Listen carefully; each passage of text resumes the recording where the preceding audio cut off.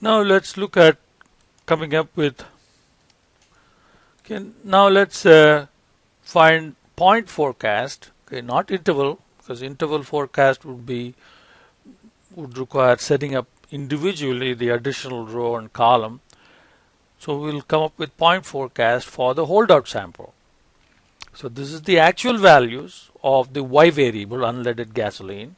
Now these are the X variables, lagged by 1 appropriately. So here are the predicted coefficients, intercept and the slope coefficients, okay, with these values, and find a forecast. So it will be like B sub 1 plus, I'm sorry, it will be B sub 0 plus B sub 1 times crude, B sub 2 times unemployment, and so on. So let's see how we're going to do this. So B sub 1, okay, it should always come from there, so let's make it absolute reference. Okay, plus, okay, an easy way of doing this is to do a sum product of these two. So we do sum product, okay, of the X values. Now X values now are in a row, comma, the corresponding coefficients, now they are in a column. So that column should be transferred into a row, and that is transpose. So we can use the transpose function, but when we use the transpose function, okay, up to here, don't include the prediction. Okay, make that F4, okay, close parenthesis, that is one for transpose and one for sum product. And since transpose is an array function, you have to do Control Shift Enter. So that is the forecast, point forecast for January 2008, and you copy that to the rest of the column, and you get your point forecast for the holdout sample. Okay. Now if you have the actual values of crude, these four variables for 2010, then we can lag it to January 2011 and find an estimate for the future, one step ahead forecast.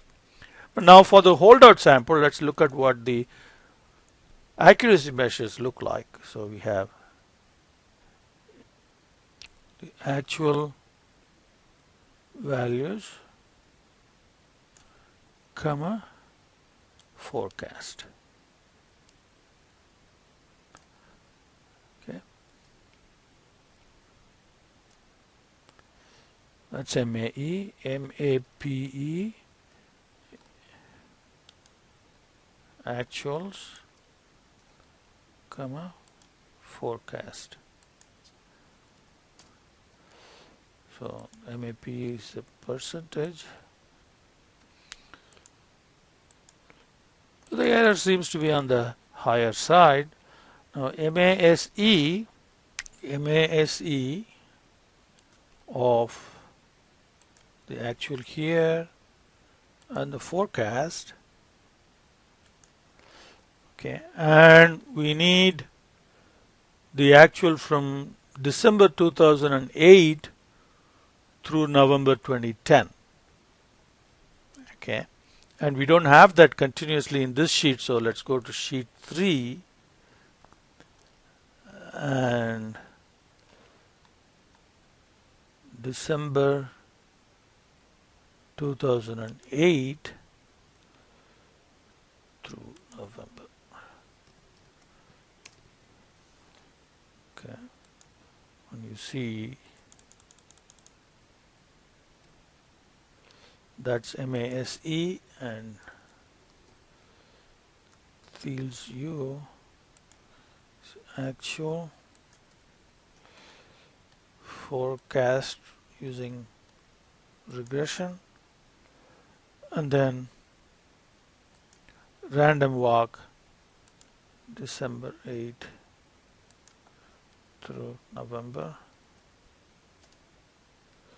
Okay, so you see random walk model seems to do much better than the regression analysis, and the problem is because it's we are not, there are lots of things that we can do in terms of removing the autocorrelation and the variance being not constant. And these are the reasons why this regression model is not working very well. But if we mitigate those, then the regression analysis can do much better.